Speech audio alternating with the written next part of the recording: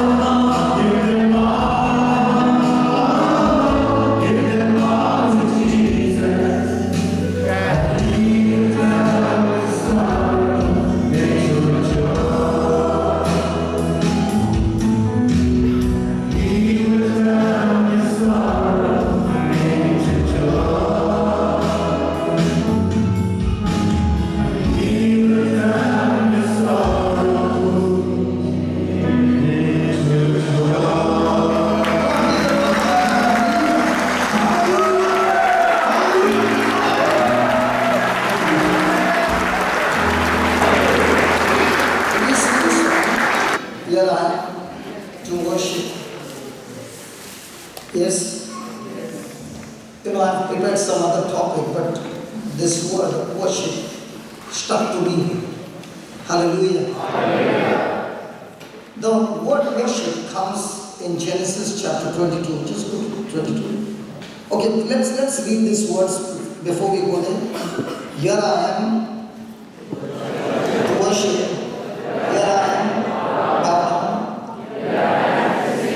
That I am my God. That I am my God. I am my God. All together, lovely, all together. Can you say the first two lines, please?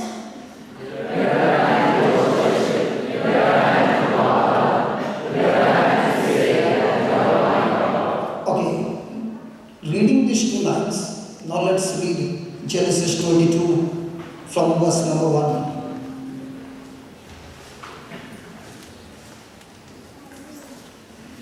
And it came to pass after these things that God did. Nobody wants to read that word. Come on, read it, please. Read that word again.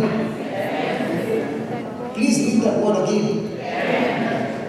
So, God did take Abraham and said unto Abraham, and he said, Behold, here I am. And he said, Take now your son, your only son, Isaac, whom you love, and get thee into the land of Moriah, and offer him there for a burnt offering upon one of the mountains which I will tell you of. Abraham called the intercession team and said to everybody, Please pray for me. God is asking something very difficult. You know what I'm going through. And Abraham cried and cried the whole day. Sarah began to ask him what happened. He told her everything, and they both started crying and weeping. Come on. Did God ask him to offer his son as a sacrifice? Okay, then Abraham rose. So God gave Abraham some instruction, and when that instruction was given, did Abraham get into action? Did he say, Lord, I will pray and let you know? He just got into action. He rose early in the morning and saddled his ass and took two of his young men with him and Isaac his son, and clave the wood for the burnt offering, and rose up and went unto the place of which God had told him. Then on the third day Abraham lifted up his eyes and saw the place afar off. And Abraham said unto his young man, please read that. Abide you here with the ass, and I and my lad will go yonder. And so what's the meaning of the word worship?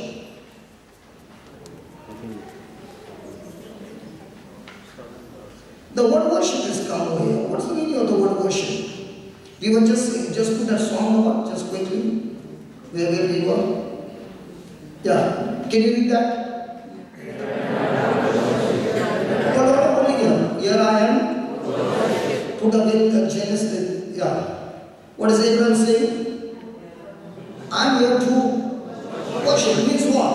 I'm here. I've come to this mountain, Lord, to carry out that instruction that you have given me, which is extremely painful in the natural. But to prove to you that you are my God, to prove to you that I belong to you and I submit to you, I am willing to sacrifice even my son whom I love so much. My son does not come anywhere in between you and my relationship. For me, Lord, you are my top priority. And that is the evidence that Abraham wants to give. And that's why he doesn't take those two men. See what he says. Just put the whole scripture on the fire. And Abraham said unto his young man, Come with me. Did he say, Come with me? What did he say? You wait here with the donkey. You are not coming anymore. You came up to here. Thank you very much. Because what I'm going to do now is so important that if I take you and when you see me offering my son as a sacrifice, you will surely hinder me from carrying out the instruction that my father has given me. And that's why I do not want anything to come that is going to drift me away, that is going to change my thinking, that is going to stop me from carrying out, Lord, your instruction. My common sense says, God, you are a good God. And if you are so good, God, you will not ask me to sacrifice my son. My reasoning says, Lord, there is something going wrong. But Lord, because you say that, I keep everything aside and I'm going to do what you tell me to do. Hallelujah. Hallelujah. Hallelujah. Hallelujah. I've come here to prove to you that I want to be true in my relationship with you.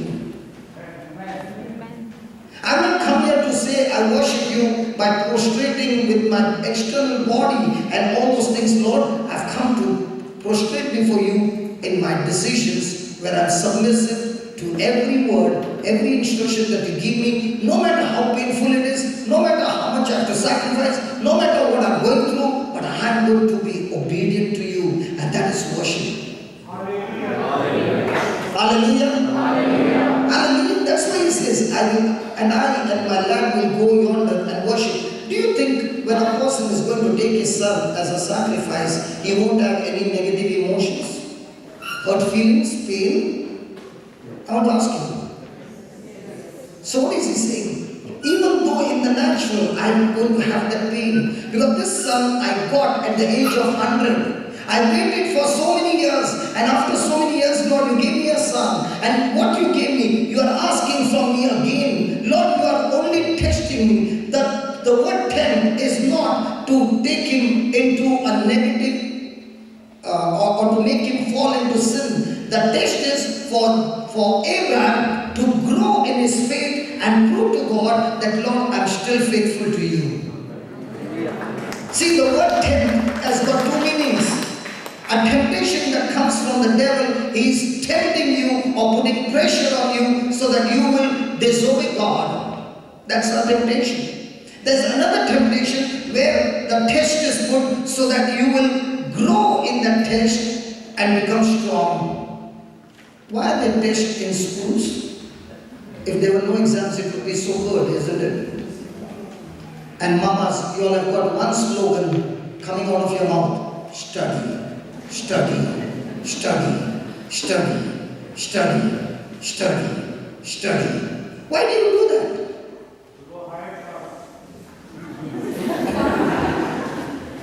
Why there are exams? Why there are tests? The test is only meant to check on you.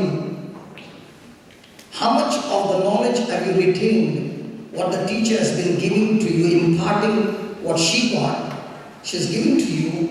And they want to check how much have you retained. And that's why the question paper is given. And through the knowledge that is given, when you write the right answers, praise God, the ones who write it right gets passed. And the test is meant to promote that child and go on a higher level.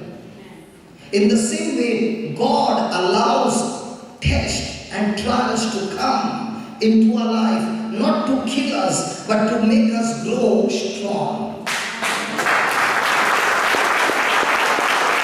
But the question is that what we were just saying, just put that song again. You know, when you sing songs, I get caught up with those songs. I can't go anywhere further. The topic begins to change. What did you read there? Here I am, Lord, to worship. There are so many areas in my life, Lord, where I am proving again and again that I am unfaithful. I've got so many impurities in me, Lord. And I've come here to worship you, saying, Lord, I've come here, I want to be cleansed. I want to be purified. And I'm ready to go through that fire. Help me, Lord, so that I become more and more holy. Hallelujah. Hallelujah. When God tempted Abraham, He did not tempt Abraham to trouble him or to make him happy. He tempted Abraham so that he could make him holy. Trials in our life is not because God wants to make us happy. Trials in our life is because God wants us to become more and more holy and imitate his son Jesus. But the problem with us is, we are not interested in holy, we are interested in happy. Now somebody will say, you mean to say God doesn't want me to be happy? No. When I am walking in holiness, holiness means a person who lives by the word of God. So when a person is living by the word of God, by default your life will be happy, filled with joy, filled with peace, filled with happiness. You name it, everything of heaven will begin to manifest in your life. So God is interested in making us what? Holy. And now when I say, Lord, here I am to worship you, and I'm here to bow down to you, here I'm here to say that you are mine, Let me ask you a question. Is Jesus the good shepherd of all the Christians? No. He is not a good shepherd by default. He is a good shepherd of only those sheep who have made him the shepherd and are willing to hear his voice and follow him. Is it right? I can call him a good shepherd, but hear the voice of a stranger all the time and run in a different direction. So here I'm saying, Lord, I've come here with all my weaknesses and I'm offering myself as a living sacrifice to you, not a dead sacrifice. Just as Abraham brought his son for a sacrifice, I brought all my desires that I want you to fulfill, Lord. I brought it to the altar and you decide, Lord, what do you want to do? I want to do what you want me to do, not what I want you to do. Hallelujah. Hallelujah. Just put that broken toys, that song. Then we will get into the word. Go forward. They give them all men. Where are you? Picture there. He never said, you will only see. Jesus never said that as long as you are living in this world, there will be no tribulation. He said, tribulation will surely come. But you be of good cheer and overcome those tribulations. Why is he saying, you be of good cheer? He's saying, I am an example for you. That even in the midst of all this tribulation, by being obedient to my Father and carrying out His will, those tribulations had no power over me, but I became an overcomer of those tribulations. And in the same way, when you are connected with me and I am in you, in the midst of your trouble, you will listen to my voice, you will obey my instructions, and when you do that, that which is coming against you, you will be able to overcome it. And that's why he says, he never said that you will only see sunshine. He never said that there will be no rain. He promised a heart full of singing. Means what? No matter what happens in my life, Lord, I made a decision to praise you and thank you in every moment. Hallelujah. Hallelujah. And a person who has got this kind of an attitude of praising and thanking God in the midst of the trouble, how is he able to praise and thank God in the midst of a trouble? Let me give you an example. You mamas, when you delivered the baby, you said, thank God, the 9 months are over. My problems are over. Then began the other problem. The baby is crying at night. And you are holding, now let's say, sister, you are so thin. But let's say your baby makes you hold you for more than 1 hour. Will you put her down? Now, looking at her head, can you imagine that this mother can hold the baby for 1 hour? And when that same mama gives you, and you're holding the baby, in 5 minutes what's happening? Why is she able to do it? Because she loves the baby. And a mama who loves this baby, one day the baby stands for the first time. Is the baby in a drunken style? Come on. And there she falls. Does she start crying? The mama's heart pains. But does she go and tell the baby, don't you ever stand? In fact, now she makes the baby stand and says, Alele, come. Isn't the mama doing that? And when coming, the baby falls again. Is the mama stopping? No. She knows the more the baby walks, the legs will become strong. In the same way, my God knows when these troubles come and you follow my instruction, you will become strong. So, now when the trouble comes, I begin to change my attitude. All these times, troubles were supposed to trouble me. But now I understand, God is allowing these troubles to come into my life so that He is going to not only make me strong, He has a plan, He has a purpose, and that will open when I go through this onto the other side victorious, and that's why I am rejoicing.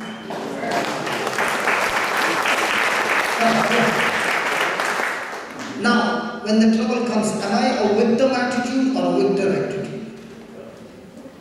I can have two attitudes. One as a victim and start crying and crying and crying. Two, be having an attitude of victor and say, Lord, this problem, you're going to help me to learn something by which I will get more knowledge, I will get more understanding, I will be enlightened more, and in all this, Lord, I will be victorious because you are with me. Was Abraham victorious? Come on. Did God allow him to kill his son? Yes? Which Bible, man? Now, did God save his son? But when it came to his own son, did he save him? How much he loves us. And once we understand how much He loves us, in every moment we can keep our eyes fixed on God, saying, Lord, I know this trouble is not for me to be destroyed, but this trouble is where you are going to open my future. There is a secret, there is a mystery which is hidden, and I am ready to go through it to the other side using your anointing. And that's why in that trouble He's saying, give it all to Jesus. Because if I don't give it all to Jesus, then that trouble will kill me. Because that trouble that is coming against me can make me extremely bitter, and that trouble that is coming against me can make me extremely better. If I follow God's instructions continuously, the first thing that will happen before I come out of the trouble is following God's instruction under pressure will change my character. Is it right? Come on, is it right? So, are you going to take the trouble that is coming against you, Lord? In this, what are you going to teach me? I'm ready to worship you. The next song we took about offering. I come with my offering. God is not saying come with your offering of money. No. God is not interested in your money. God is interested in you. Bring your offering of your weaknesses. Bring your offering of where you fail. Bring your offering where you are in addiction. Bring your offering where you are caught up in sin. He said, bring those things to me. I will give you my power, that when you go back, you will go back with my empowerment, not only forgiven, anointed to take the test again and get victory. That's worship. That's worship. When you come and say, God, I want to be with you all the time. I want to imitate you, Lord, all the time. And I want to be stuck to you, Lord. But here is a thing that I'm extremely weak, and I want you, Lord, to interfere in this area of my life. I'm ready to take the challenge, Lord. Empower me, Lord. Strengthen me, Lord, that I will be victorious in this life. Now, when that happens, that's called worship. Worship is not singing songs. Worship is you are saying, God, there are certain areas in my life where the walls are broken, the gates are open, the enemy can just walk in, hit me, lead me into sin, and walk out and make a mess in my life. So Lord, I want you to help me to build gates and walls in that area. And I cannot do it, Lord. I'm broken, I'm wounded. But you, Lord, help me. And I've come with that offering, Lord, offering to you. Please help me and strengthen me in this area so that I become more and more like you. That's what you're singing. Put that song. I bring an offering of worship to my King. No one on earth deserves the praises that I sing. Jesus, may you receive the honor that you are due. Lord, I bring an offering to you. In the midst of my trouble, when I go through. And I've got this kind of an attitude. When people see you, what will they see? Grumbling, complaining, murmuring, or they see you joyful, peaceful, praising God, stuck to God, in all that, reaching out to others, you are bringing glory to Jesus. And people will see you, will say, how can this person in the midst of the storm be at peace? Because peace does not depend on circumstances. Peace depends on the way I think, where I am focused on, where is my mind on. There are many of us who are saying, I don't have peace. Listen, my friend, peace does not come by your circumstances. Peace comes, give me Isaiah 26:3.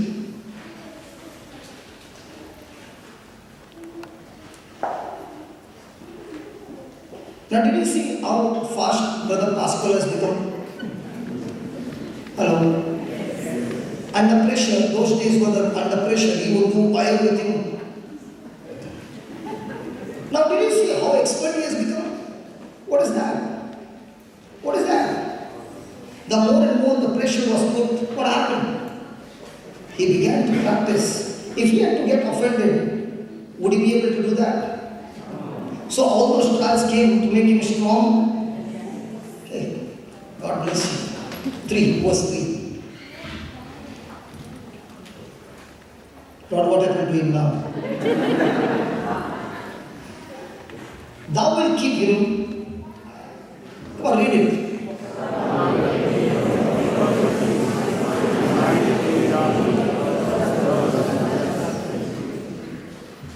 You will keep that person in perfect peace, Lord, because his mind is stayed on you. His mind is fixed on you. Because he trusts in you. What's the meaning of the word trust? God, how many times should I give that same definition? What's the meaning of the word trust? Please write down. Trust means my commitment to God. My commitment to God. There are people who get involved with God, and there are people who are committed to God. What's the difference? Those who are involved can come in and go out anytime. But the ones who are committed, no matter what happens, I am there. Hello? In the same way, no matter what happens, Lord, I am committed to you. I am committed to follow your instructions. Even if it's painful, even if nobody comes with me and I'm all alone, but yet, Lord, I will follow your instructions. These are the ones, when they trust God, it's not depending on what will be the outcome, it's all about, Lord, I'm fixed on you. Such people, the Lord says, He will keep them in perfect peace. Amen? Amen. Hallelujah. Hallelujah. So let's start today's topic.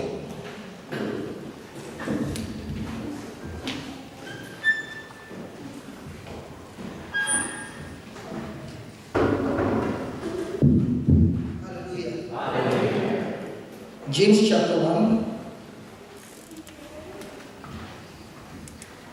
verse number 1. James, a servant of God and of the Lord Jesus Christ, to the 12 tribes which are scattered abroad, greetings. James, a cousin of Jesus, holding a very big position in the church. In spite of him being the head, he calls himself what? So what do we call ourselves? And he's writing this letter to the 12 tribes that are scattered. These were the people in those days, during the time he wrote this letter. The Christians were persecuted, not verbally, but actually, the children were beheaded, the people were beheaded, and there was extreme attacks on the Christians. And during that time, these people ran in all directions, extremely far away, and that's the time James is encouraging them and saying, I understand that you are scattered, but God has not forgotten you. Might be you are in a place where you are the only Christian there, but I want news to tell you that God is with you and He loves you, He cares for you, and He is got a plan and a purpose in your life. Praise the Lord. Praise the Lord. I understand that those bad things have happened and those bad things might be talking to you continuously. Praise God. Let me ask you, how many people are talking now? Hello, how many people are talking now? Some will say one, some will say all. Which one is true? See, even though I'm talking to you, your mind is also talking to you. Is it right? Yes. And your mind can talk, I agree with what he says, and your mind can say, I don't agree with what he says. So every time our mind talks to us, we got to be extremely careful that if those talking is negative, and if you don't put a stop to it by captivating it, that negative talking can get you into stress, make you weak, and get you into depression, and get you into victim mentality and destroy you. Hallelujah. Hallelujah. Hallelujah. Hallelujah. And that's why James is talking and telling them, and the same James is telling us this afternoon, my brethren, please read that. My brethren, count it all joy when you fall into diverse temptations. Why? Knowing this, that the trial of your faith works patience, but let patience have a perfect work, that you may be perfect and entire, wanting. Aren't you saying, God, I want to reach there, that I lack nothing in my life? And God is saying that can happen only when patience have its perfect work in you. Praise the Lord. Praise the Lord. Then he says, if any of you lack wisdom, let him ask of God, which gives to some man liberally, all men liberally, and upbraideth not, and it shall be given unto him. But let him ask in faith, nothing wavering, for he that wavereth is like a wave of the sea, driven with the wind and tossed. For let not that man think that he shall receive anything of the Lord. A double-minded man is unstable in all his ways. Now we'll take this scripture and we'll take one more scripture and get the juice out of it. Are you ready? Yes. Okay, let's go to Hebrews chapter 6 and verse number 10. Please read that. For God is not unrighteous to forget. God is not unrighteous to forget your work and labor of love which you have shown towards His name. In that you have ministered to the saints and do minister. So he's saying, God is not unrighteous. He is watching everything. You know, we always want to do big things. But when we look into the Bible, God looks even the most small things and He keeps notice on it. For example, the widow, she was there in the temple and she put an offering there of 2 copper coins. The Bible says Jesus noticed. Come on. The lady who came with the perfume bottle and she broke that perfume and anointed Jesus. Did Jesus take notice of it? Come on. All these things are recorded, and that's why God is saying, when you do any labor in the kingdom of God, God watches it and He says, He's not unrighteous. For the labor that you did, His favor is upon you. For the labor of love that you're showing to the poorest of the poor, it's not going waste. He's watching it. Hallelujah. Hallelujah. But there is a condition there. You are doing it for His name's sake and not for your own name.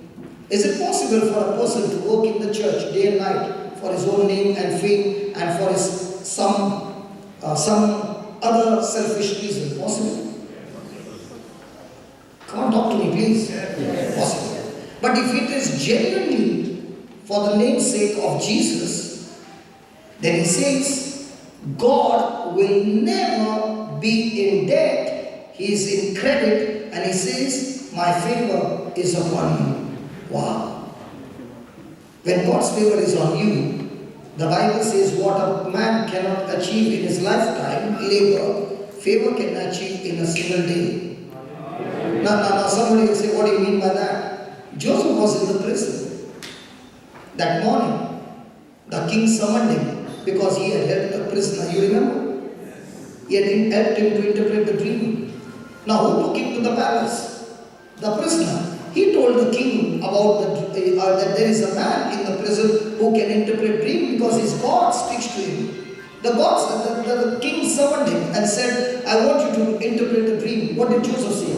I can't interpret the dream, but my God will do it for you. Again and again is giving honor to God. The king spoke the dream. Joseph, by the anointing of the Holy Spirit, because of God's favor, interpreted the dream. Did Joseph think that this morning I'm in the prison and by evening I will be the governor of Egypt? That's my God. That's why, how great is our God? Sing with me, how great is our God? Aage bolna. And all will see how great. All will see. When will they see? When will they see? Will they see when I preach Matthew, Mark, Luke and John, or will they see when I preach my own gospel? Come on. Do we all have our own gospel? Our own testimonies? And people want to see those testimonies. And here is God saying, when you do it for my sake and you minister to the saints, he says, it's not going to go wasted. My favor is on you. But again, there is one more condition. Put that 11.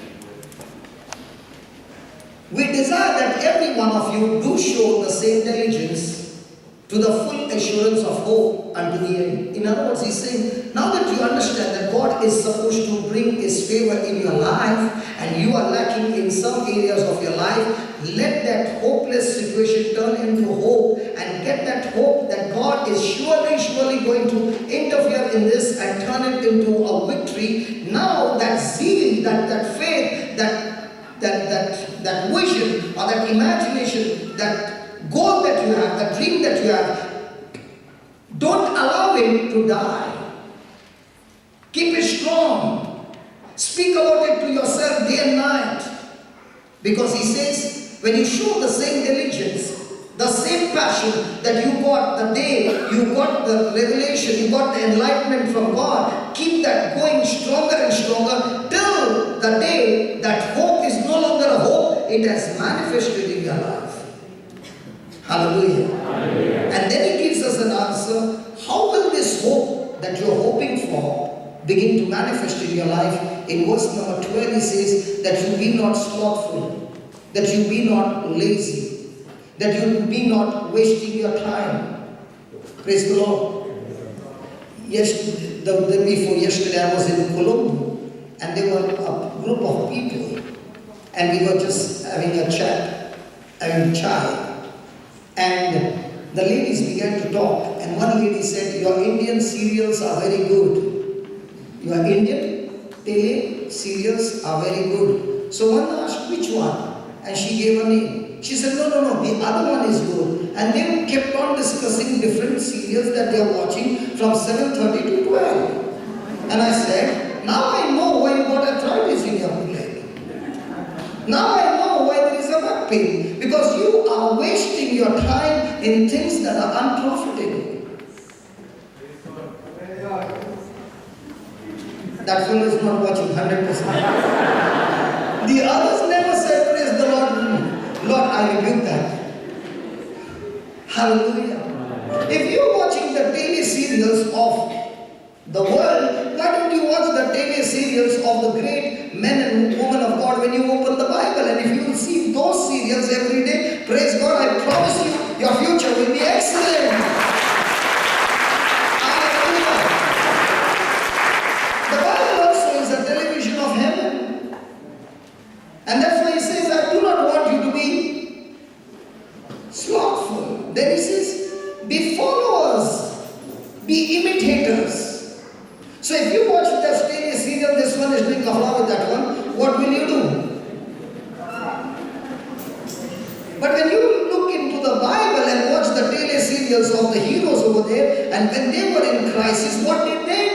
and you start imitating them, then the Lord says, through faith and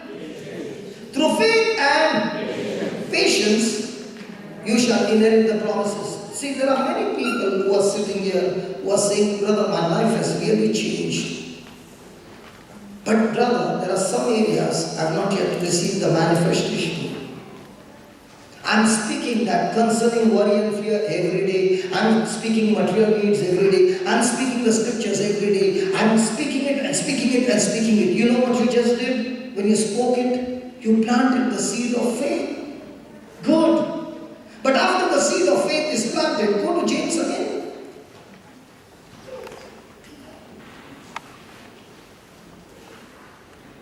Let me get the James.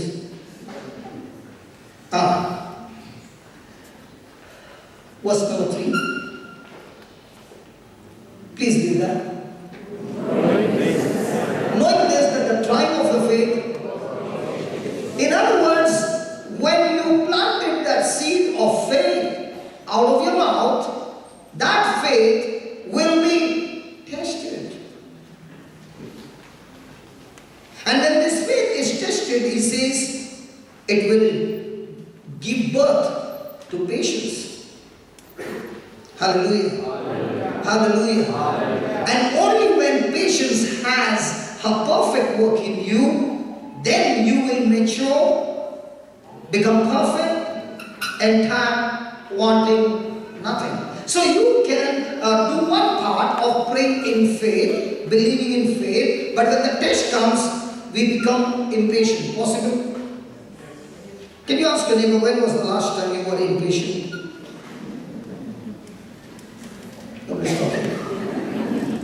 Okay, let's see some definitions of patience and then we will ask a person. Because your neighbor might say, hey, it's been years, man.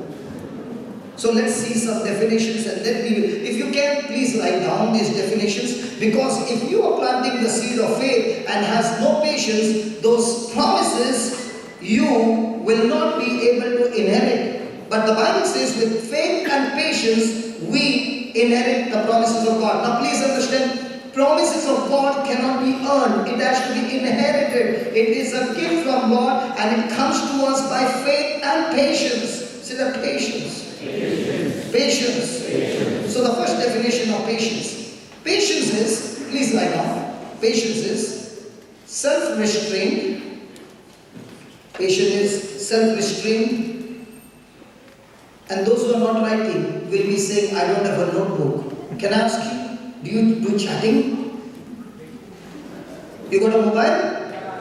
Do you do chatting? At that time you are typing? So why don't you do chatting with God's word? Praise God. Okay. Patience is self-restraint, which does not hastily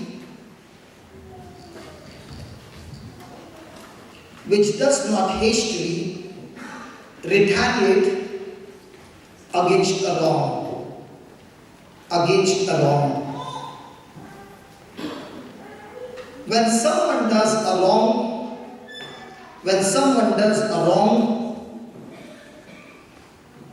how do I respond? When someone does a wrong, how do I respond? Fill in the blank. Option, patience. Option 2, you know it. What is it? Extreme anger, extreme bitterness. Hallelujah. Now the quick question. In India it happens, but does it happen in Dubai that people come and do wrong to you?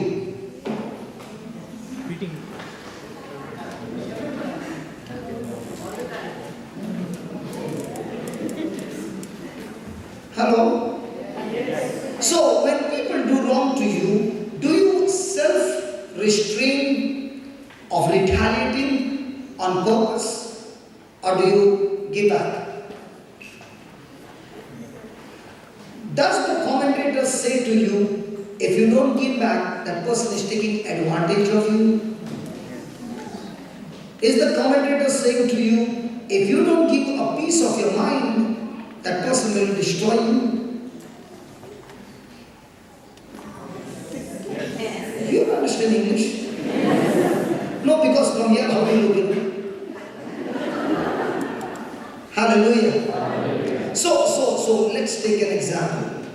You are very close to your manifestation of God's glory, what you are believing for, and someone comes and causes something wrong to you. At that moment, you retaliated, opened your mouth, got into impatience, got into anger.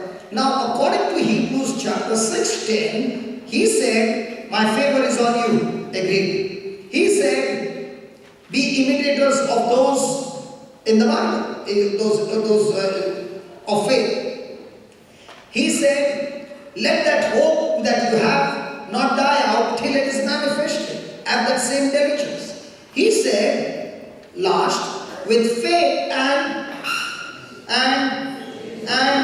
patience, you shall inherit the promises. So when I got impatient, what happened to the promise? Which was pregnant, which was growing, which was about to manifest. What did I do with my impatience?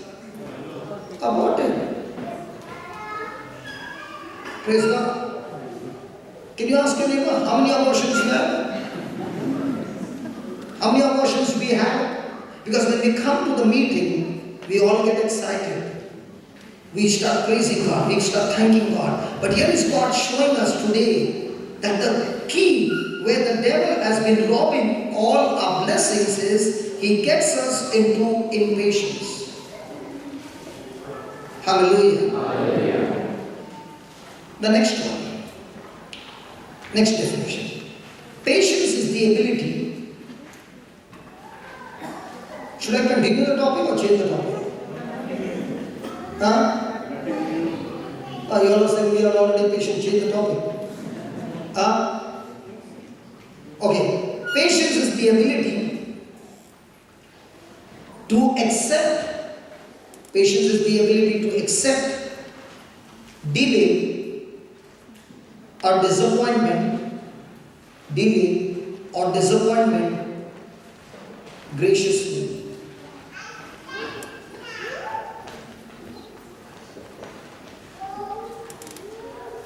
How do I deal with delay or disappointment?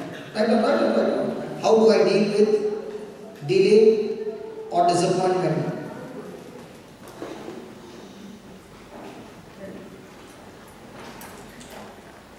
Patience is the ability to accept it. Patience is the ability to accept it without becoming upset. Without becoming upset.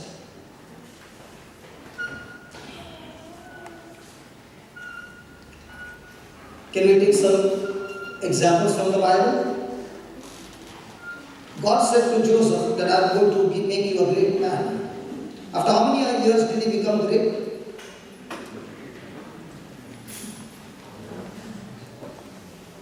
The next morning.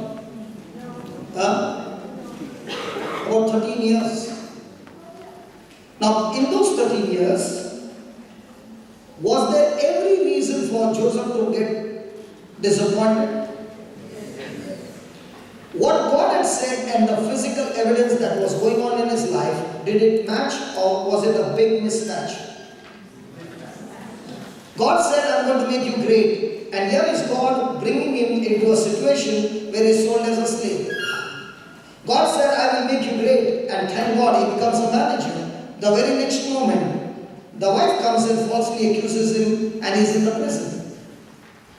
So every physical evidence shows that what God has said is not happening. A quick question. Is man in hurry or God in hurry? And what about God?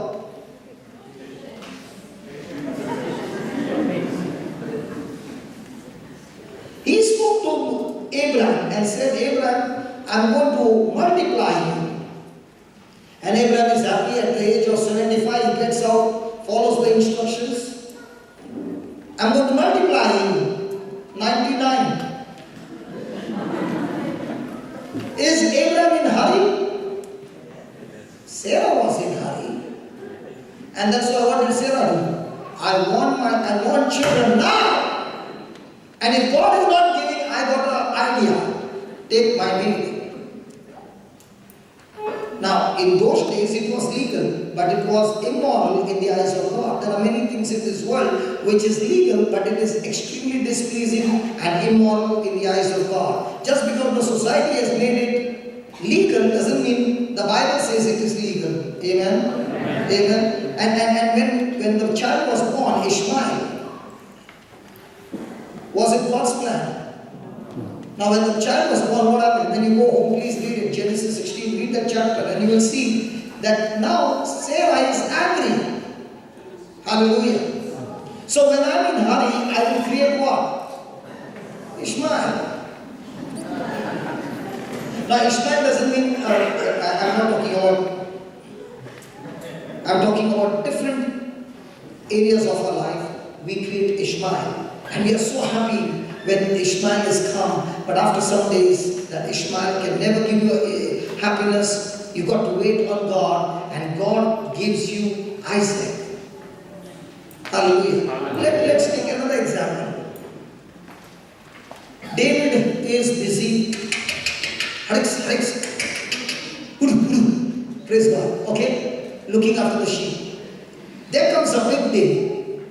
Samuel comes to the house of Jesse to choose a person, one of the sons, to be the king. All the 6 get rejected. Samuel says, is there any more children? And Jesse, the father of David, says, there is one, but is. And Samuel says, no, I will not sit to have food till you bring him. So, David is brought. Now, did he give any application for a job? His job is to look after the sheep. And when he walks in, God says to Samuel, anoint him and make him a king. And anoint him, and I have chosen him to be a king. Now, right before his brothers and his father, Samuel pours the oil and says, from now on, God has anointed you and called you and chosen you to be the king. Praise God. Now, did David apply for this job? Hello? And then he turned to his brothers and said, don't mess with me now. You know what I mean? Where was he the next day? Where was he the next day? Come on, God anointed me with oil and the Holy Spirit has come on me and I'm a king. Did it happen? Where is he? Looking after the sheep. Then comes a time that his father calls him. Can you be the pizza or McDonald's delivery boy? And he tells David, listen, I want you to take this sandwich and cheese for your brother. David could have said, Dad, you know who I am? And do you know, they are supposed to serve me. Did David go there carrying the sandwiches? And that's where he encountered Goliath. What did his brothers do to him? The eldest one. He said, what are you doing here? You delivered the sandwiches, now go home and look after the sheep. But in all these things, did David get offended? He fought, fast forward, he fought Goliath, killed him, and is coming back home, is coming back into the city, happy that he killed Goliath. He has got the head of Goliath and is marching. And the woman began to sing. Saul killed 1,000, David killed 10,000. What happened to Saul?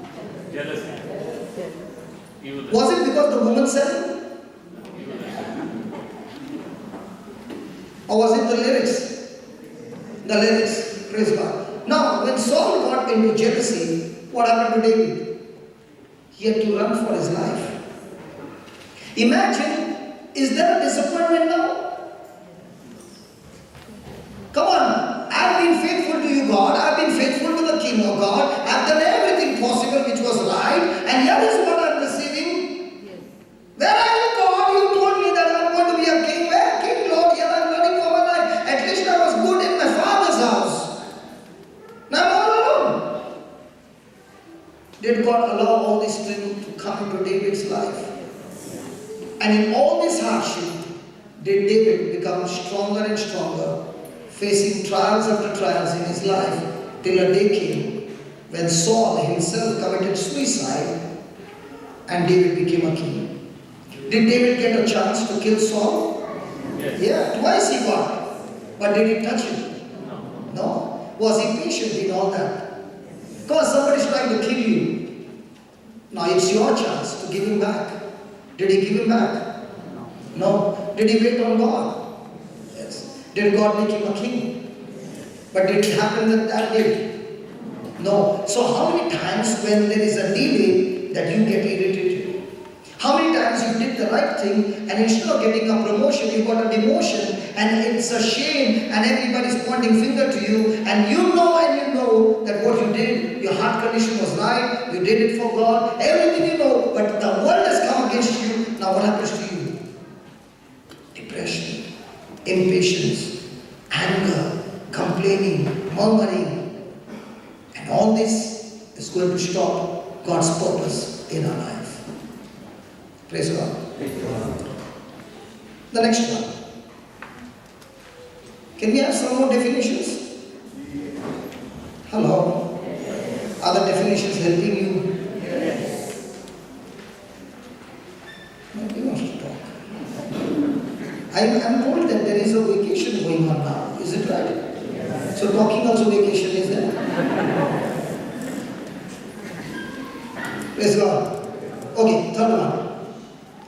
Patience is the powerful attribute. Patience is the powerful attribute that enables a man or woman to remain steadfast under strain.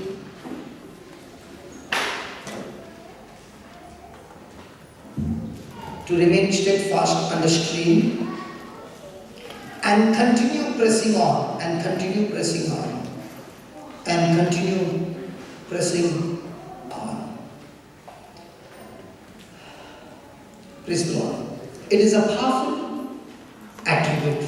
Now, is patience a gift of God or the fruit of the Spirit?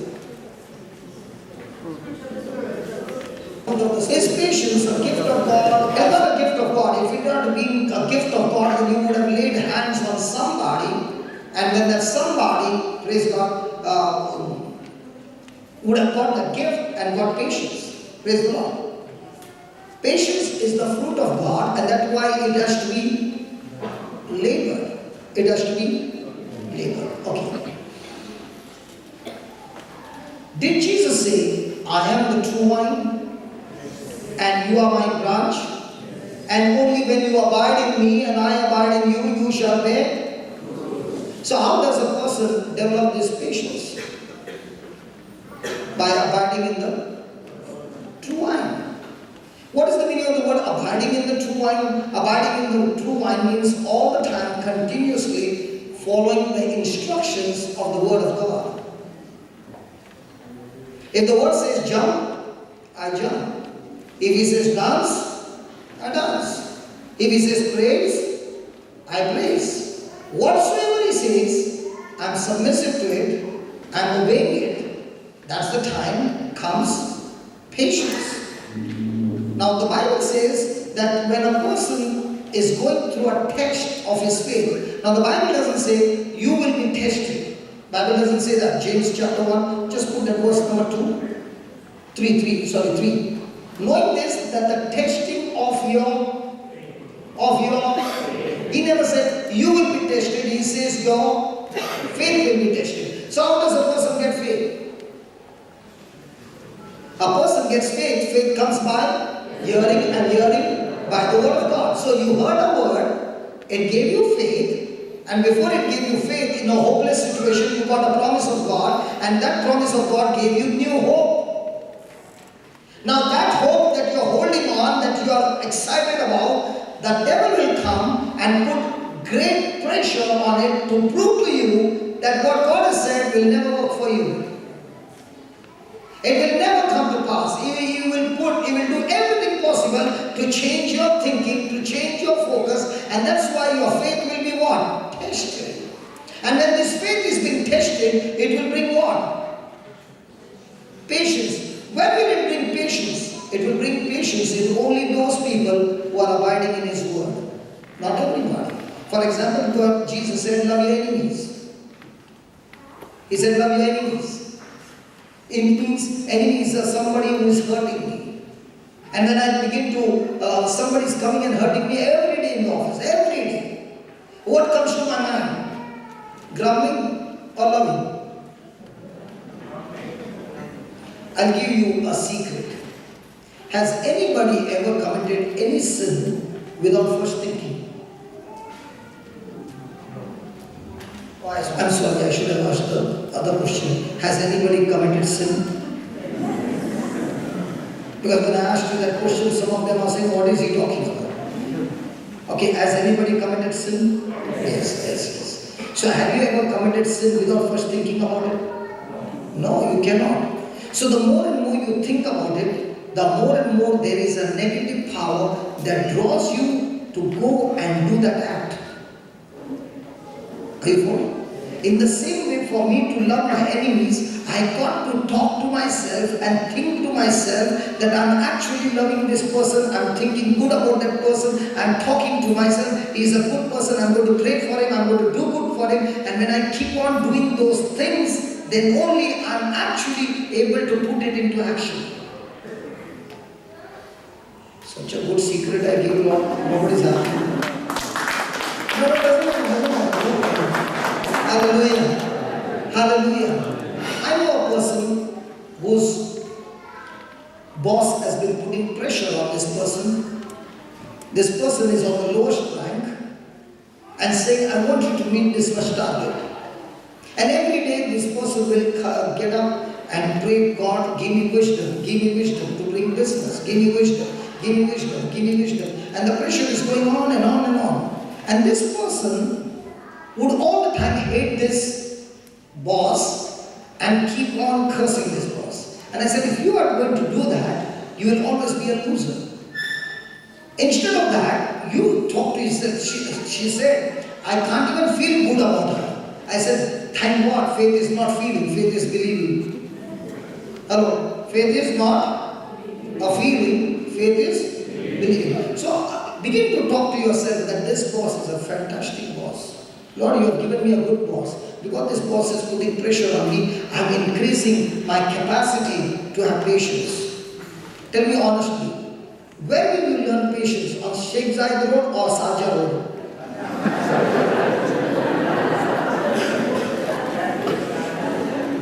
And how many of you will develop patience on Dubai, Abu Dhabi, that 160 speed or Sarja?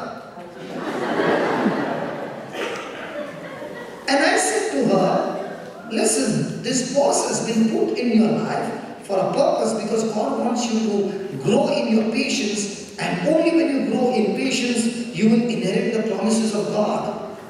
So I said, can you talk to yourself and say, God, I thank you that this person has been given to me. All this time I come for a Bible class and I learn about agape love, but I've never been able to practice agape love to a person like this. So Lord, you have given me an opportunity. It is not an obstacle, but this is an opportunity to me. And when she began to change her thinking and began to pray every day, praise God, the boss did not change, her attitude remained the same, but she hit the maximum target month after month, and now the boss' attitude has changed. Some of them are saying, thank God. Now for boss I said everybody's laughing. Now I know how to go into the office. Hallelujah. Hallelujah. Thank you, Jesus.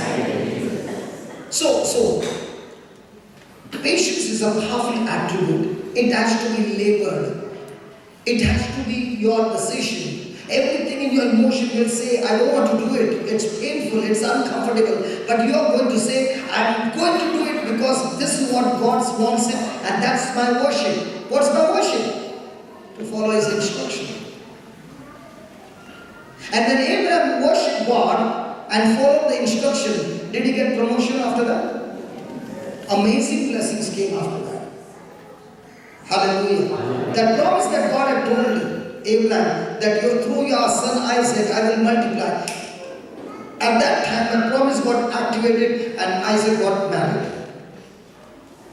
Praise the Lord. Hallelujah. Some of them are saying, if I worship, I get married. Thank you, Jesus. Okay, let's take for example, pressing forward. Jesus. He went through a situation where he is going to be insulted, he is going to be abused, he is going to be tortured. All those things he knows in the Garden of Gethsemane. Now, did Jesus go to Jerusalem knowingly or was it an accident? He knew that he would be arrested, he knew he would be killed, he knew he would be crucified, he knew everything, and yet he was willing to go there because of his Father's will. Now, when he went through all that, was he going through a fight where was he telling the Father, please, if possible, take this cup of suffering away from me? Come on, as a human being. Yes. He did not want to be separated from his Father. He wanted to be stuck to his Father. But he also knew when he would hang on the cross, God would make him to be sin who knew no sin. And when God would make him to be sin who knew no sin, the presence of God would depart from him and he would be separated. And that's why he cried out, my God, why have you forsaken me? He knew it all and he was going through that battle. Did he endure it? Now the people came and tortured him and all that. Did he have the power to retaliate? Did he have the power to finish the battle completely and finish them all? Come on. Now, when he was stripped of his garments and he was naked hanging there and he saw those people casting out lots, that's the time he opened his mouth. What did he pray? Did he pray, God bless them? Father, bless them, for they know not what they are doing. Father, please bless them. Thank God Jesus did not say, Father, bless them. He said, Father, forgive them. Because if Jesus had to say, Father, bless them, and we don't receive forgiveness, we can get all the blessings of this earth and we do not get forgiveness, we are still going to hell. So what did Jesus pray for? The most important thing that human beings need, and that is forgiveness. So in our everyday prayer, what are we praying for? Forgiveness. We never pray for blessing, we pray for forgiveness.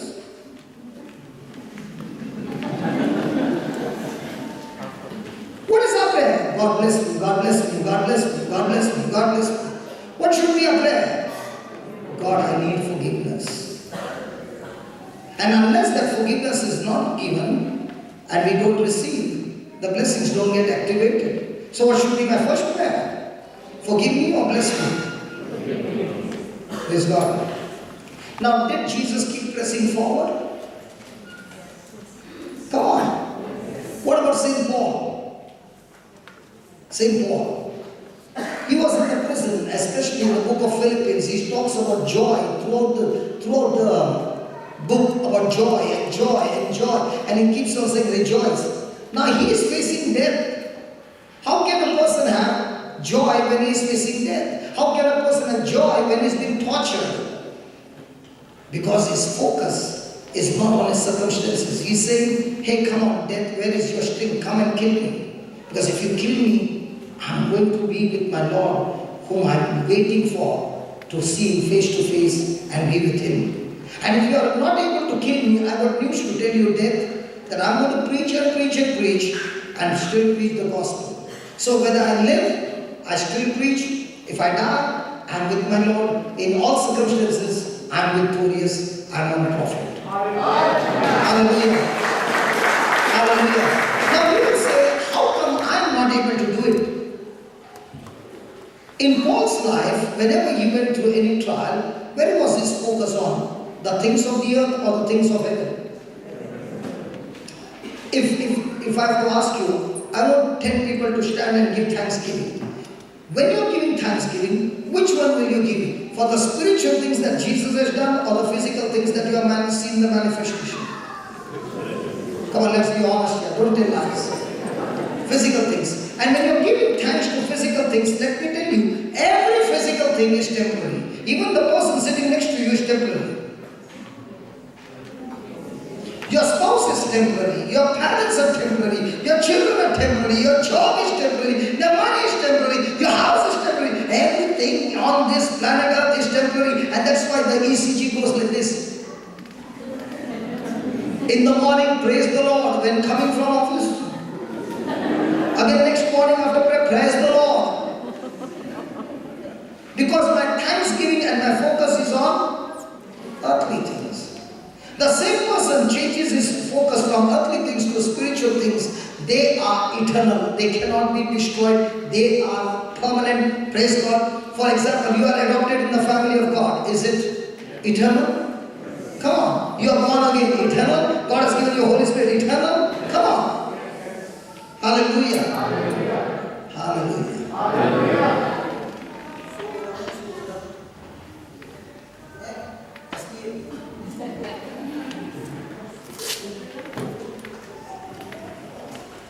You know?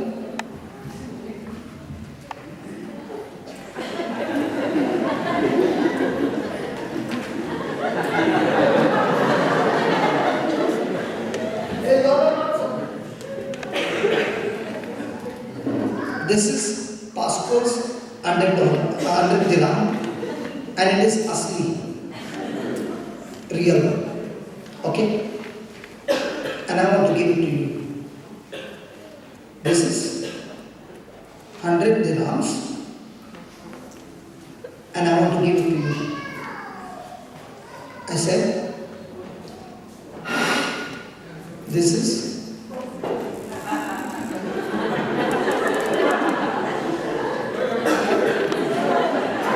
This is 100 dirhams, and I want to give it to you. Take 100 dirhams. No, wait. Okay. Now, you know, listen.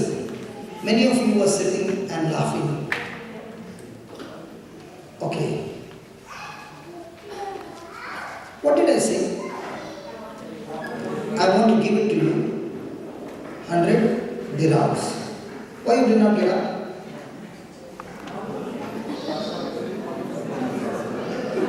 Because this is heavy. Huh? Why you did not get up? Because you were looking at Pascal together. Because the money belongs to Pascal. Okay. Listen. The same it is with us Christians. We take the promise of God, we speak it, but nobody wants to. This happened in Goa. I was giving a growth retreat and I gave this example. And one person came and picked it up. And there was another brother who is an active member in the church for more than 20 years. Any activity is there. And he was sitting on the last row. And he watched him. And he began to weep. During the dinner time, he came and cried. And he said, "Hey brother, God's promises are equal to everybody. But I never realized that I've been sitting in one place for 20 years inside the church and doing nothing. All that I'm doing is my ability. When it is beyond my ability, I never get up. I thank God that you gave that 500 rupees note, but I've learned a good lesson." And he cried. The retreat got over, he went home. The next day, night, when he was returning from somewhere, he was coming home, and a neighbor, he saw a non-Christian afflicted with an evil spirit. He remembered the 500 rupees note. He went to that house, stood in front of him, and said, "In the name of Jesus, I command you, you evil spirit, leave this person, he belongs to Jesus. I pour the blood of Jesus over you."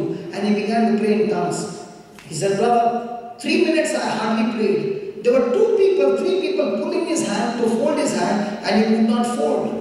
and he was screaming and yelling. But when I prayed that prayer for 3 minutes, he fell down. When he got up, he said, "Where am I?" I saw the glory of God.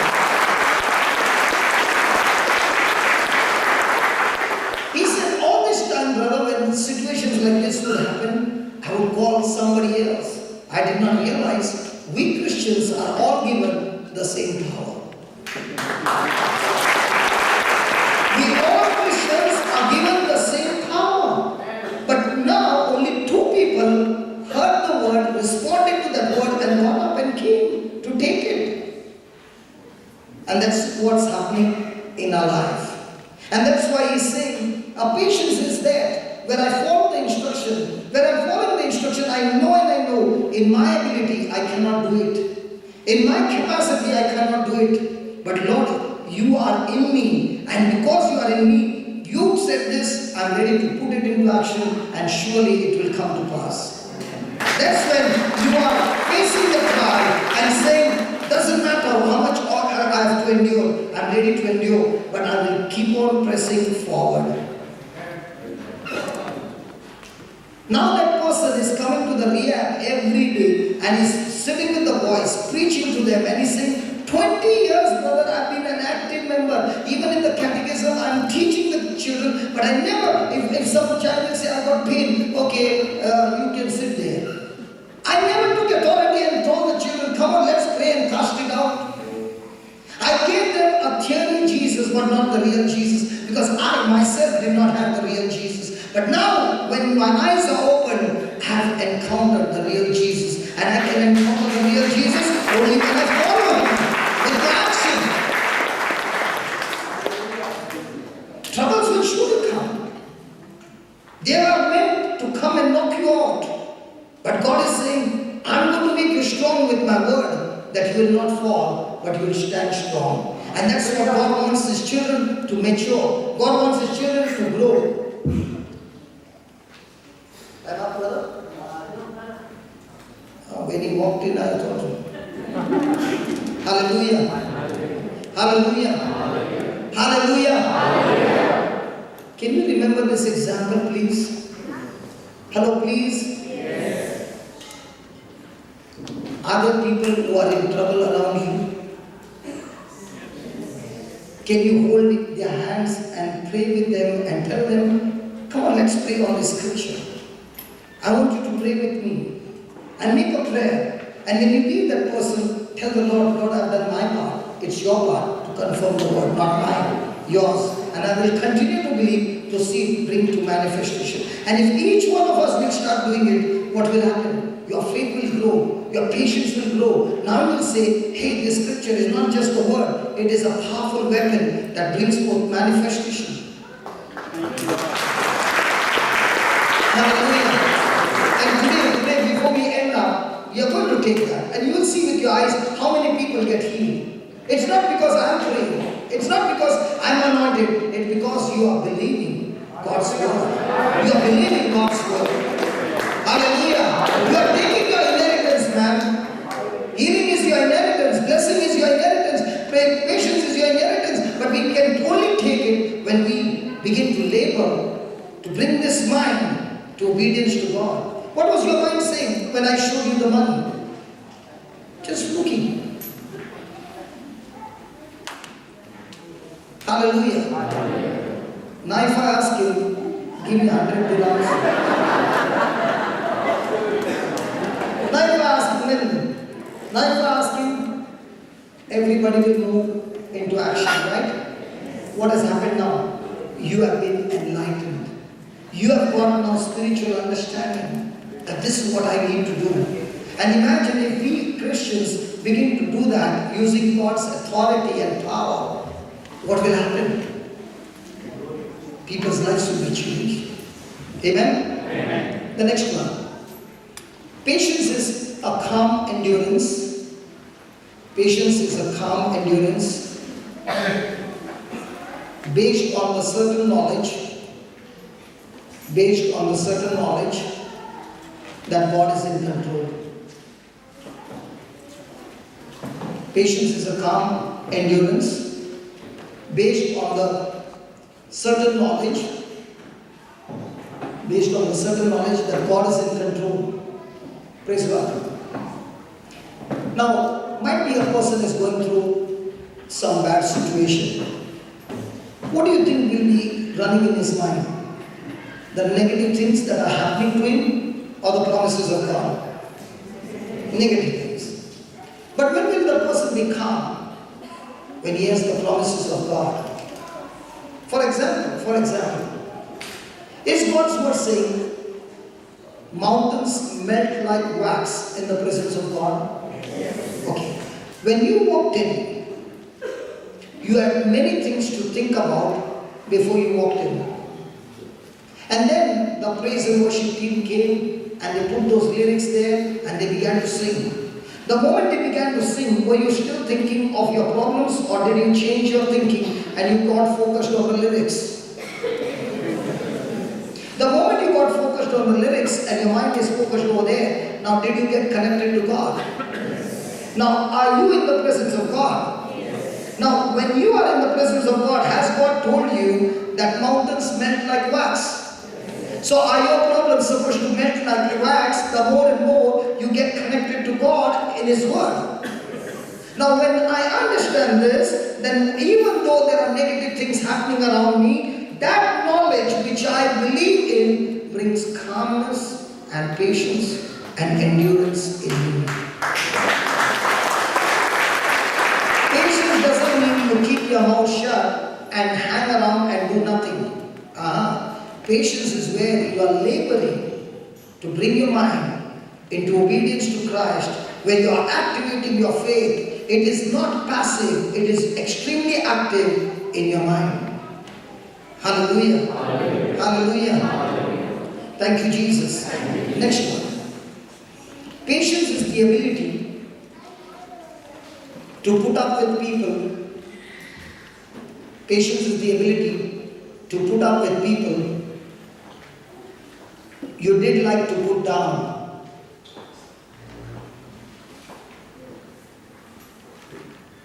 Patience is the ability to put up with people you did like to put down. When somebody comes against you, do you want to put that person up or down? Is the Bible saying what you sow you shall reap? So when you are going to sow agape love, what are you going to reap? When you are sowing some good things in other people's life which they don't even deserve, what are you going to reap? What you don't deserve, God will give you in multiples. So do we get opportunities after opportunities of people who come against us that we are able to put them up instead of putting them down? Now, somebody hurt you. Do you go around telling everybody about that person? Come on. Are you putting that person up or down? So when a person is doing all these things, is he able to inherit the promises of God? If he's going around judging people, condemning people, gossiping against people, pointing fingers and talking wrongly, what will happen? He will not experience the inheritance that God has for you. He is going out of God's plan. He is going out of God's purpose. He is in the plan of Satan. Satan will surely destroy that person. Hallelujah. So every time in your mind comes, now for example, thank you Holy Spirit. I was asking God, can you give me an example? Okay. Moses. Had God chosen him to be a deliverer? Yes. Did God use him to bring plagues after plagues so that Pharaoh would see the glory of God and tell Moses, take your people and get out? Now, Moses brought his people out. Did Pharaoh keep quiet? He came chasing him. Did the Israelites see and walk through the Red Sea? Come on, they saw it. Did they see with their eyes that Pharaoh's whole army was destroyed? Come on, they saw all that. But when they came against a situation where there was no water, did they get impatient? Did they complain? Did they murmur? Did they think of stoning Moses to death? What did Moses do? Now, were they irritating Moses? Come on. But what was Moses' response to them? looking to God and saying, God, can you please help these people? And God gave him wisdom. Say that wisdom. God gave him wisdom. He said, take the tree and put it in the water, and the water will become sweet. Now there was every right for Moses to get angry with those people. But how many times he was going through their retaliation, but he was going on, holding on to his peace. Praise God. Hallelujah. And those who grumbled and murmured and complained, even though they had a land with their name registered in the land of Canaan, did they get that land? Did they reach the promised land? So, how come they did not inherit the promise? By their impatience.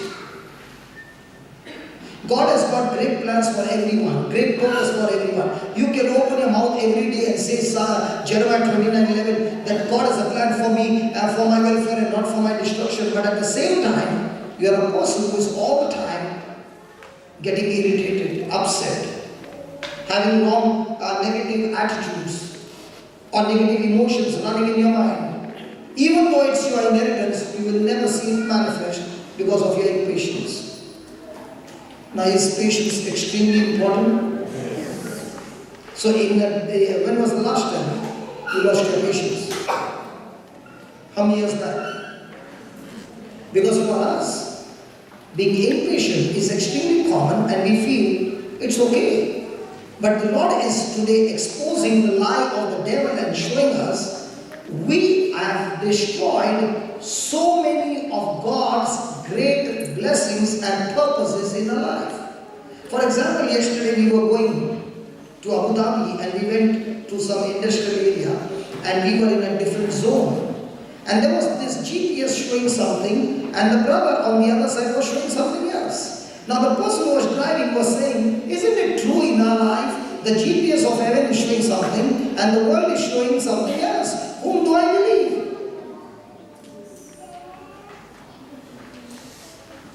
And when he missed that, he listened to the person who was talking. Praise God. Now the GPS made another route to still reach the destination. Do you agree? So every time you are getting impatient, what is God doing? Rerouting. So how many times should God reroute you because you are going round and round and round and round and round and not taking the right direction by being patient? Can you ask your neighbor, how many times God is rerouting your direction?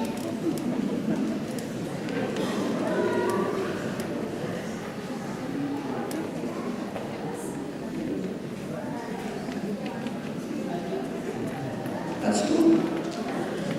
Good discussion. Very good. Fantastic. Hallelujah. Hallelujah. Hallelujah. Thank you, Jesus. Last definition. Patience is accepting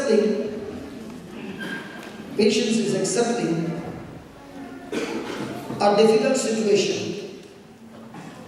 Accepting a difficult situation without giving God a deadline to remove it. Without giving God a deadline to remove it.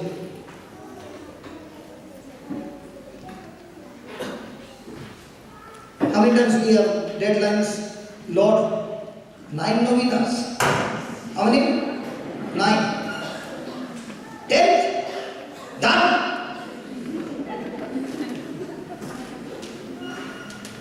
3 times Divine Mercy Prayer. 9 days. Done. And God, Hallelujah. And if it's not happening, I'm quitting.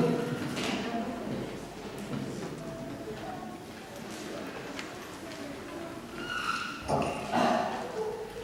Moses in the palace, adopted by Pharaoh's daughter. Everything beautiful. He is being raised up 40 years eating grapes in the palace. All that fun. One fine day, one mistake. He wants to deliver his fellow brothers, but with his own wisdom, kills an Egyptian. The next day there is a fight. And the Hebrew says, between the Hebrews, and one of the Hebrews says, yesterday you killed an Egyptian, are you going to kill me? Moses gets into fear. He runs for his life into the desert. God connects him to Jethro, who is in the desert. And he has to be under the wings of Jethro. Now, when Moses must have gone to meet Jethro, he did not go home to take his bath. He ran just the way he was. Now, with this outfit, what would Jethro look at him and say? He must be a prince, right? Come on. But what is Moses asking for? A job. Come on, I've been in the palace, man. And Jethro gives him what job? Looking after the sheep. How many years? 40 years. God is in a hurry. 40 years looking after the sheep. Have you ever been close to the sheep? I guarantee you, if you stay one day with the sheep, one day, you will finish the whole perfume bottle. One day only. And he has to clean them up. For how many years? But has God forgotten him?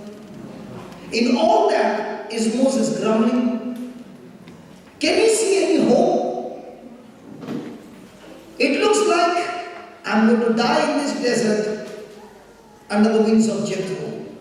But when he's ready, with his patience, with his endurance and his training in the desert, God calls him out of desert into Egypt, because God trained him for 40 years, because that training is going to help the Israelites to come out of Egypt and take him to the promised land. My friend, if you're going through some trouble, God has kept you there because he wants to train you quickly and make you a leader and get others out of their bondages, out of Egypt, and he's going to teach you, and he's going to train you, and he's going to use you to bring others out of their bondage.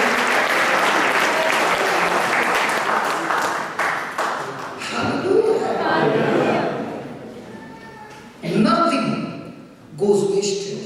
Even your negative experience will not go wasted. God has a plan. He has a purpose, even in your negative things. But the question is, can I trust him?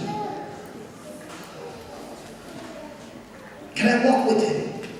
Can I learn to keep this mouth shut? Because under pressure, I open my mouth and instead of speaking life, under pressure, I've been speaking death and destroying my own self, my loved ones, and messing up God's purpose in my life. Amen? Amen. Thank you, Jesus. Thank you, Jesus. Hallelujah. Hallelujah. So God is taking us through a journey. And in this journey, He has on purpose put you there to see how are you going to be faithful. How are you going to take this pressure on and learn patience? Because patience has got tremendous power. Hallelujah. Hallelujah. Hallelujah. Thank you, Jesus. Can we just close our eyes and reflect on all that we heard? And ask ourselves, am I really walking in patience? Because in the midst of your trial, you cannot see any of God's purpose. And you might be saying, I'm wasting my years over here. Because the commentator, the devil, is in speaking to you, giving you all kinds of negative thoughts and negative emotions. There have been times when you got into trouble, the first thing you began to pray, God, get me out of this trouble, get this trouble out of my life.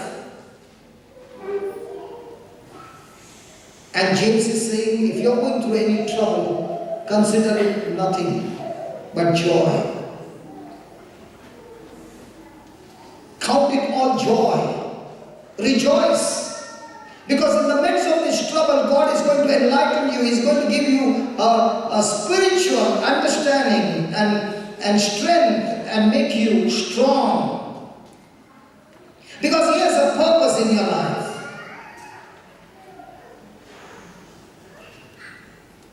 All these heroes in the Bible, they followed God's instructions and they did not see any evidence that God moved for a long time. But when they kept on practicing and practicing and practicing, following God's instruction with demotion after demotion coming in their life, there came a time when they got extremely trained, like a man who is going into the gym, exercising. It's painful, it's tedious.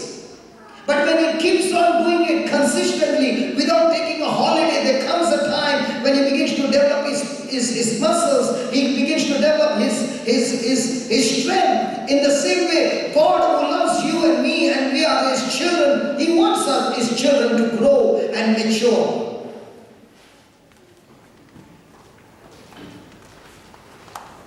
Talk to the Lord and tell Him, Lord, all this time I had a mindset of being a victim.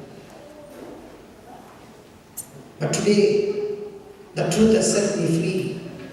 I'm ready to face the trial because You are with me. Lord, the trial that leads me to disobey You and fall into sin is not a trial that comes from You. It's from the devil, and I need to rebuke it and not accept it. But the trial that is coming against me, which is challenging me to follow Your instructions, Lord, is a trial that is coming to build me up. I'm extremely excited, Lord, that You're going to teach me things that I never knew before. You're teaching me these things because You have a purpose in my life. You have a plan in my life. Lord, the Bible says, knowing this, that the trying of your faith produces patience. Lord, it is the trying in the midst of tribulations that patience gets developed. And without patience, I will never reach my destination. Without patience, I will never be able to inherit the promises. Without patience, I will never be able to develop the character. Without patience, Lord, I can never become like You. Without patience, I can never walk in righteousness and holiness, Lord. From now on, I will understand, Lord, that patience is the most important part of my life. Lord, when I see these people who are singing, my brothers who are singing, three playing the guitar, one playing the organ, one on the drums, it looks so exciting, and even I want to be one of them, Lord. But when I go for a class, it's a tedious, it's painful. When I play the guitar in the beginning, Lord, my fingers begin to bleed, and there's a tendency of giving up. My friend, without patience, none of us can ever achieve anything in life. Patience is a must. Look at yourself that you are educated. How many years you were patient to finish your degree or your master or whatever? You waited. You gave your best, and because you completed, that patience has become fruitful, that you got an excellent job. In the same way, in your job, God is putting you through a training, which is biblical training. Because He wants you to get a degree of heaven, a mastery of heaven, by developing the attitudes of Christ. So that with this attitude, you are matured. Trials work for us, not against us. Ask a person who is a driver who goes to Sharjah every day, how irritating it must be. But in all that, he learns the skill. In all that, he learns to be focused, he learns to be patient. There are so many drivers who are going to Sharjah, they use that time to listen to praise and worship, to get their mind get their mind off irritation to something that is profitable. They worship God. There are some who say, I thank God for my place in Sharjah. I get 1 hour, 1.5 hours every day to worship God, going and coming and listening to God's word. They have turned this impatience situation into a blessing, praising God and thanking God that God, you gave me this opportunity to spend time with you. My friend, trials in our life are not obstacles. They are opportunities for us to renew our mind, change our thinking and focus on God. They are meant to make you grow and mature and bring completion in your life. Whenever you feel discouraged, my friend, look to a seed and see how that seed makes a decision to die. And when it dies, it sprouts, it grows into a tree. But the tree is fixed in its place, doesn't change its place. It gets rooted in that place. No matter what happens, might be a dog might be coming and lifting his leg, but the tree is still stuck to that place, taking everything, and that very thing becomes a manure for the tree. All your negative things that are coming against you can be turned into a manure which will be able to, with all that manure, you will be able to bring forth much more excellent fruit. But if you look at those negative things with a wrong attitude of a victim, those negative things will kill you, torment you, torture you, and destroy you. The Lord is saying to each one of us, I know you have faith through the Holy Bible. I'm going to send some trials in your life because I want that faith to grow and mature. And the only way that your faith, my faith, can mature and grow is by endurance. Maturity in spiritual life comes under stress. Not when everything is going on fine. Our muscles grow when we do weightlifting. In the same way, spiritual muscles grow when you do face trials and when you bear them under pressure. All this time, we live like a victim. And that's why when trials came, we were extremely weak, extremely sad.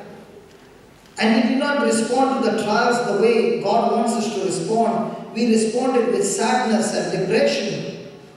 We responded to the trials with anger and bitterness and complaining and grumbling. But God is saying to you and me, let us respond to every trial that comes against us with joy.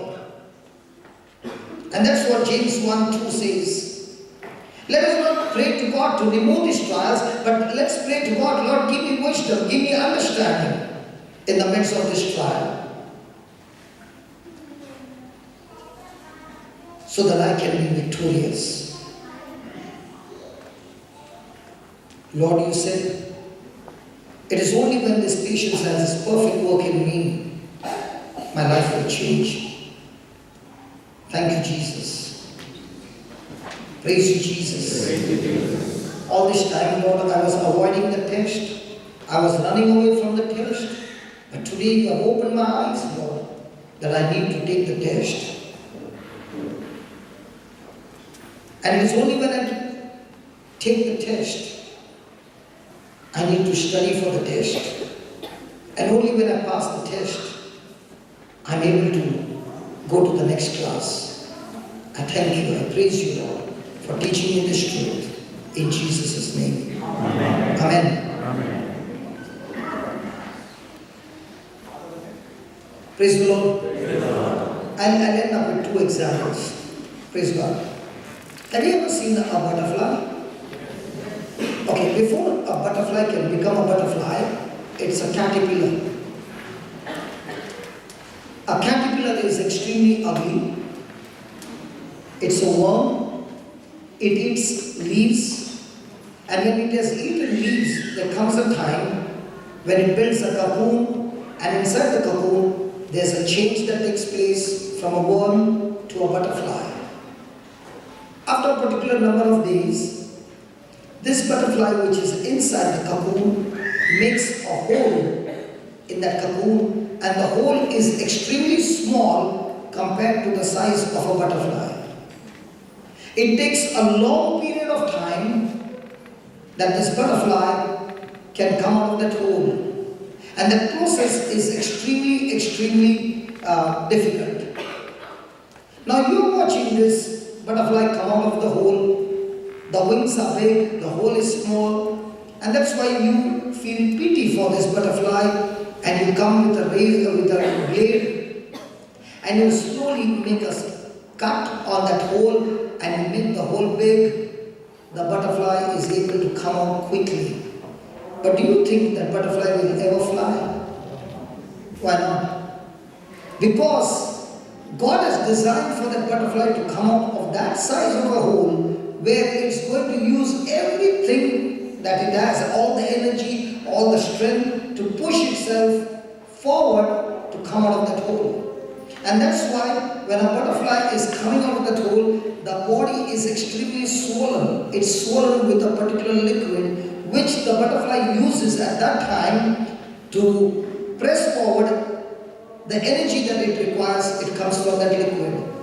And when it's pressing forward, it is bringing development to its wings. In the same way, when we are going through some trials, and if you are eating the leaves called the Word of God, there will come a time of a cocoon, where you will be facing tremendous pressure coming from the opposite side. Hallelujah.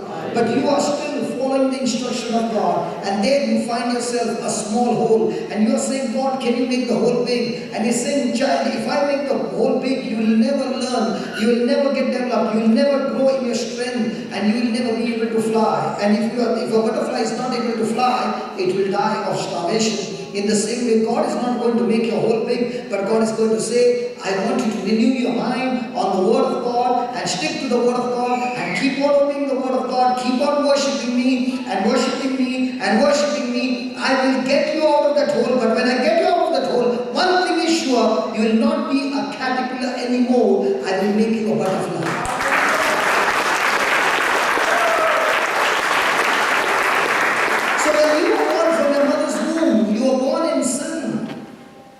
Extremely rebellious, and that's why you are ugly in your heart, you are ugly in your mind. But I'm going to feed you with my word day and night. Praise God. And I'm going to bring a change in your life. And when you come out of that hole as a butterfly, when people look at you, they will recognize, isn't he the same person who is doing all those things? And look what the Lord has done. Look what the Lord has done. Look what the Lord. Look what the Lord. Look what the Lord. And to do that, patience is a must. Okay, the next one. Verse number 5. Please, verse number 5.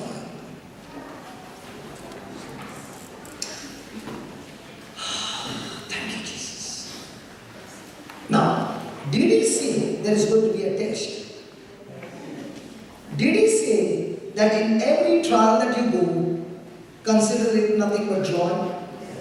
So in other words, he said, in this trial, I am with you, and I'm going to teach you, and I'm going to show you how you can develop your faith and your patience. Right? Right? Now he goes on to say, if any of you lack,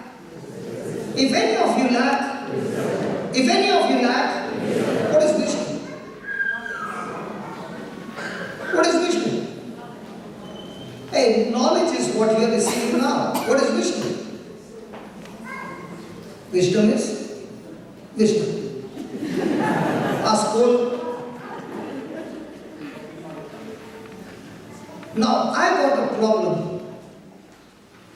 Now, especially Brother Abby and all, they have different gadgets. Most of the problem they know. But there might come a certain problem that they do not have the solution. And there is a humming sound going on, they are flying everywhere. But there might be some gadget doing something and they do not know. at that time when you don't know what to do, God gives you at that moment an enlightenment by which your problem gets solved is called wisdom. So every problem in your life is what? What? Wisdom problem. If I got the wisdom, I got solution to my problem. Are you following? Yes. Especially in softwares, those who are using softwares, it's not happening, it's not happening, it's not happening. And you're trying and trying, and then you find, hey, there was one tick, you did not press that tick. When you press the tick, then the page changed. Has it happened? On the internet when you are doing some work, come on. You had to put a tick on agree. Let's say you are doing everything and it's not going only, it's not going only. But every time it's not showing. Praise God. So, when I began to read this, the Lord began to give me an example. Anybody from Bombay? Bombay? अरे हाथ ऊपर कर यार बिंदास Bombay. Okay.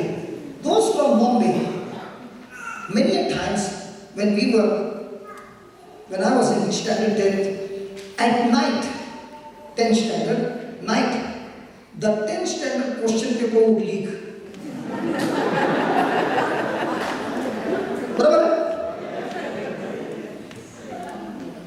At night, the girls would be studying, boys would be where? On the street. Hey, mila kya? And that time we had no mobiles. So we had to physically go and ask. Are you following? Yes. In my life, I got only one paper. Okay? And that paper, what I got and I saw, it was with the full stop, comma, everything same. Now, if I got that paper and I have to study now, will I study the whole textbook? Tell me, no. In the same way, the Lord is saying to you, in this trial, the solution is in the textbook called the Bible. But I know you will not be able to study the whole textbook. That's why I've kept a person named the Holy Spirit who will lead to you the question paper with the answer or the wisdom.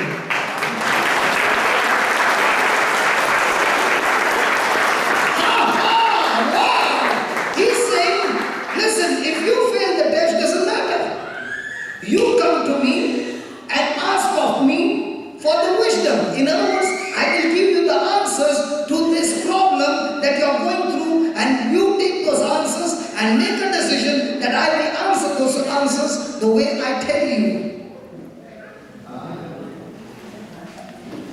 Hello, you are not excited. I got excited when the Lord gave me this example in my own life, he said.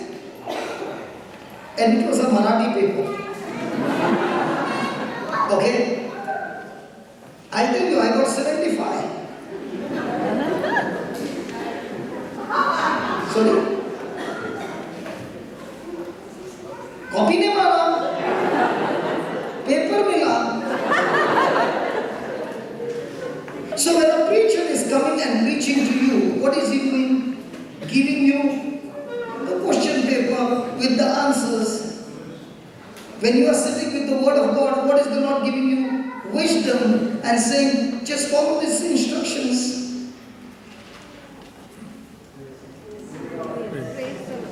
See, first thing is saying, I'll give you a question, I'll give you a situation.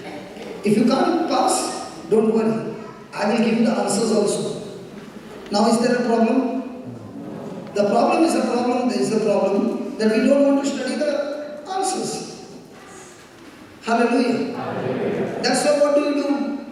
You go to the preacher and say, preacher, lay your hand and answer my question paper. Hallelujah. Hallelujah. Preacher can do it once, twice, the third time it won't happen. Do we need to learn the answers ourselves? Yes. So children, can you tell your mama and dada, study the Bible, study. Hallelujah. Hallelujah. So let us close our eyes. And I want you to make a prayer. You make a prayer.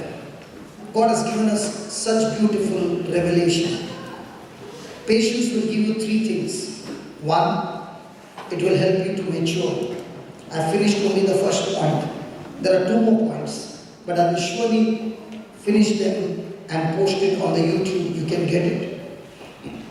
But let this first point that you have learned of maturity speak to you. Speak to yourself. Lord, now I understand that these problems are meant to make me mature, grow. It is only when a child is mature, even if the father has put a property in the child's name, unless he is mature, he cannot enjoy the rights and privileges. In the same way, Lord Jesus, all those promises that you want to give me are mine, but they can only manifest when I am mature. Now I understand, Lord, that even though it's mine, I cannot see the rights and privileges manifesting because I'm still immature. The second thing that patience does is it brings victory. And the third thing that happens when a person is in patience, there is calmness, there is peace. Oh Father God, thank you for showing us through these words. Thank you, Lord, for your Holy Spirit, whom we can always go and ask for wisdom. And you said you will give to all men. Yes, Lord, you will give it to all men. Ungrudgingly, without any scolding. Here I am, Lord, asking you for wisdom.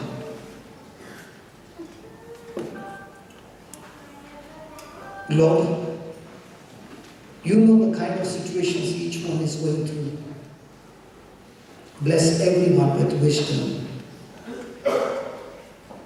Change our attitude from victim to victor, Lord. That we will be joyful, we will be faithful, and we will walk with consistency, never quit. Continue to bear without giving up. With calmness, with self-control, continue to obey you, Lord. And as we do that, your word says that we shall lack nothing. Father, thank you for speaking to each one of us. Help us to develop this patience in our everyday life. In Jesus' name. Amen. Can we give the Lord a big hand?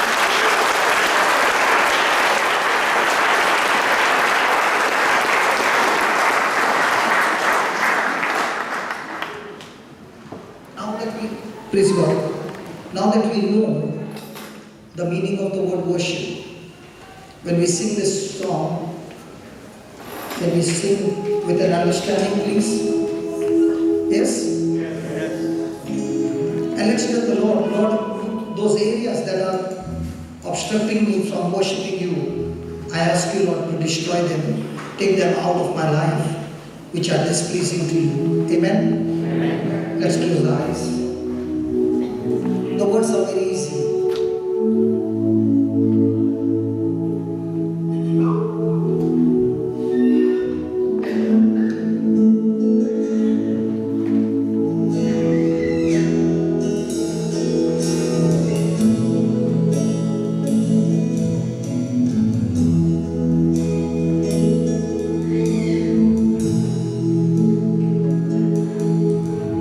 Light of the world, you stand.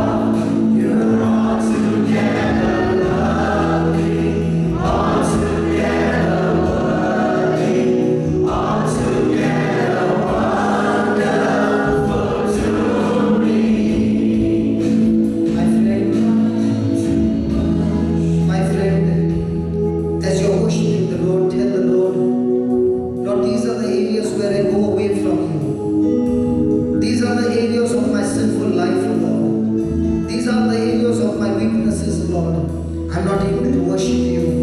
Like Abraham, he said to those two men, you stay here with the donkey. I and my son will go yonder. We will worship and then come back to you. Lord, in the same way, I do not want to leave from here the same that I walked in, O Lord. I want you to search me, search my mind, search my heart, O Lord. All those areas where I drift away from you, Lord, I offer it to you. Destroy them, Lord. Destroy every area of my sinful life, O Lord. Take complete control, O Lord. Teach me to submit to you. Teach me, Lord, and empower me, Lord, that all the days of my life I will walk with you. I will walk in your path of righteousness, O Lord. Not with my ability, O Lord, but with yours. O Holy Spirit, help me. Help me, Lord. My disobedience has brought me into a mess. My disobedience has destroyed so many of my blessings, destroyed my family, destroyed my marriage, destroyed my children.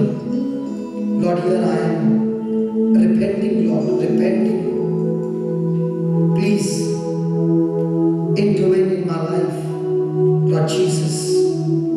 I choose you to be the shepherd of my life, a good shepherd, that I only want to follow your instructions, Lord. Your instructions. My friend, as you repent and speak to him, Jesus is alive. He's a living God. He loves you. He cares for you. And he wants to do exceedingly, abundantly, far more than you can think or imagine, through the power of love, through the power of his Spirit that is dwelling in you. This is the time, as you talk to him and make that strong decision of your commitment. The Spirit of God is here. The Bible says when the anointing comes, the anointing removes the burden and destroys the yoke of the devil. My friend, no matter how many years you have been in slavery, as you call out to God and tell him, Lord, I really want to be set free from this. Because Jesus said, I will deliver you from your enemy. Tell that sin you are my enemy. Jesus has promised us that he will deliver us from our enemy. And the Bible says, whoever the Son sets free is free indeed. This is the moment as you repent of unforgiveness, of bitterness, of offense, of gossiping, judging, jealousy, greed, lust, whatever. Tell the Lord, take it out. I want to be clean. I want your light to reflect from my heart, from my life, from my words, from my action. That when people see, they see you in me, Lord.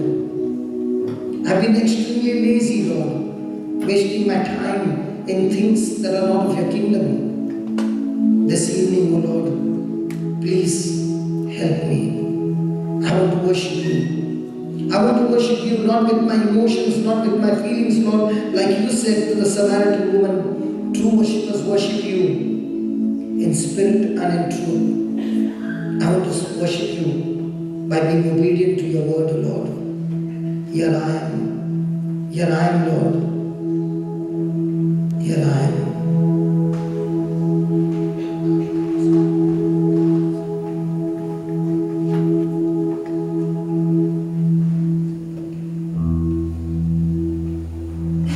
Talk to the Lord.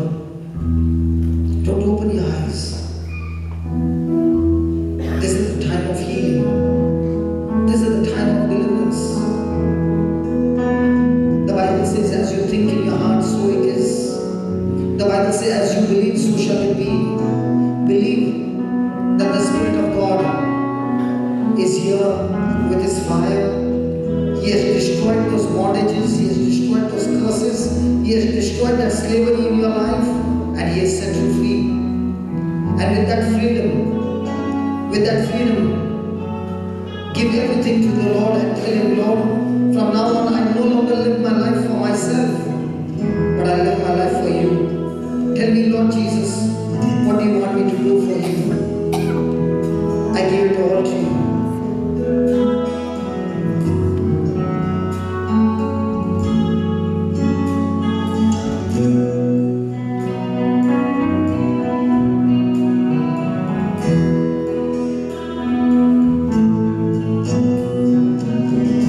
I'm tired of chasing freely with world.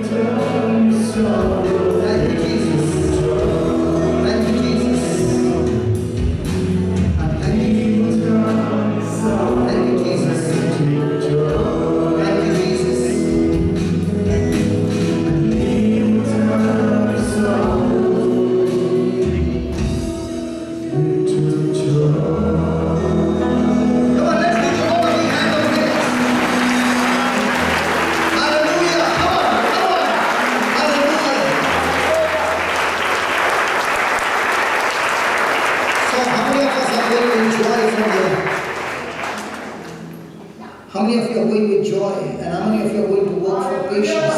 Come on, how many of you are going to walk in patience? Come on, come on, how many of you are going to walk in patience? Hallelujah, hallelujah. How many of you experience healing this evening? Come on, all those who experience healing this evening. Come on, lift your hands up. Look, look, look, look, how many hands are lifted up? Look around, how many hands are lifted up? Come on, let's give the Lord a big hand of praise. Hallelujah, hallelujah. Lord, it is only because of the whole teamwork of Lord. We are all one body. You are the head, Jesus, and we are different parts. Each part so very unique, so very special, and each one coming with their gifts, coming with their talents, coming with their resources, giving their time, giving everything for one reason, Lord, because we love you. And in all this, Lord, you have used each and everything, Lord, for your glory. We bow down to your Lordship, Lord. All that has happened today, this evening, Lord, is you and you alone. And we thank you and we praise you in Jesus' name. Amen.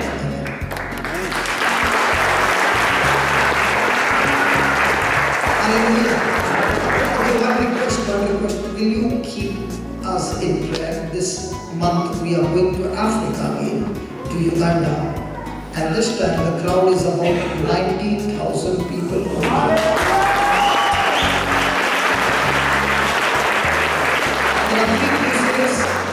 And I'm all excited, and I know when I come back, I'm coming back with lots and lots of trophies of the kingdom of God. Amen. Amen. Hallelujah. Thank you very much, and we all love you. The next month? Huh? 13. The next month is 13th of August. Okay, thank you. God bless you. And we are meeting in room number 5.